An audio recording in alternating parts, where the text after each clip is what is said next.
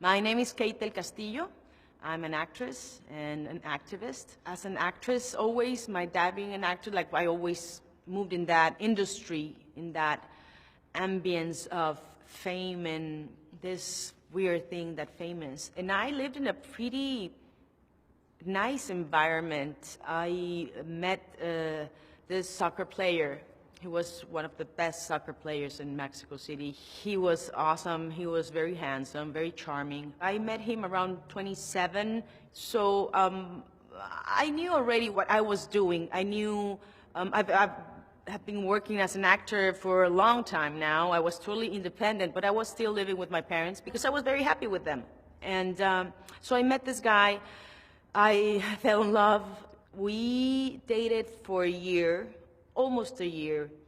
And then he asked me to marry him. And now that I think about it, I know that there was something there in the back of my mind that was like a red light that was saying something's not right. But, you know, when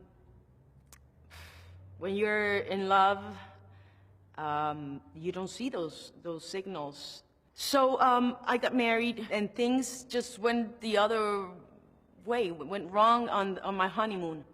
My honeymoon was terrible. I would wait for him to go to sleep, and so I can just go out and cry my eyes out because I knew that things weren't going to be okay. And I thought that I had a very good self-esteem, but this man broke me.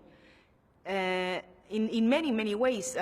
Even with my work, he would tell me that I'm a horrible actress, that I should go and take classes. Every single day he would say, "Oh my God, you woke up like uglier than yesterday." And he would laugh. And stupid things like that, that it just leads you to break you every single day with being just dismissive with me and all that, because he was the star and he thought that he was the star, but I was a star as well, and I was very well known in Mexico, and he didn't like that. And things got even worse, because first it was only like verbal violence, and then he started touching me and hitting me and kicking me.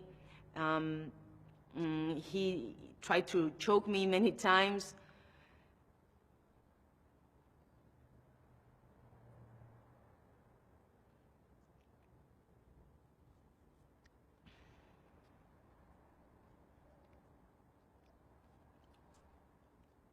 And sorry. And there are times, because I couldn't go out with my friends, I couldn't go see my parents, I was pretty much kidnapped. And it was only a year and a half that I was married with this guy, but it felt like 10 years. I spent that year and a half without seeing myself in the mirror.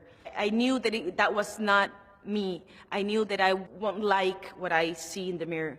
And there was one moment that I clicked eyes with myself, and what I saw devastated me, because I was very skinny. I looked old. I looked ugly, and of course not happy. I think it comes from within when you're happy and when you're free, and I wasn't, and I can see it in my eyes, and I can see it even in my skin and my hair and my everywhere. That wasn't, but I knew that that was not me. In that moment, I saw myself and I said, not one more day. I can't see this person like this one more day, and I had to do something. So he went to Japan for the World Cup, and I decided to leave. And I just left our home, and I never came back again. I spent a couple of years trying to regain that confidence in myself, to regain especially self-respect, having some respect for myself. And that took me a long time, very long time, and I think that's what I'm pissed about it. It's not being a victim, it's that who can come and just tear you apart and break you just like that? How easy is that? And how you can be traumatized by your entire life if you live to learn differently or to tell a story and help other women, no one should be able to break us like that, and especially sacrifice, at least not in my vocabulary. There's no sacrifice. I don't sacrifice anything. Not for my family, not for my career, no. I do things because I think it's the best. And if I give away things or emotions or whatever, it's because at the end, I think it's gonna be for the better. And that makes me feel amazing. But there's no sacrifice. We don't need to sacrifice in any way. Women, we don't need to apologize for anything, for being a woman. Of course not.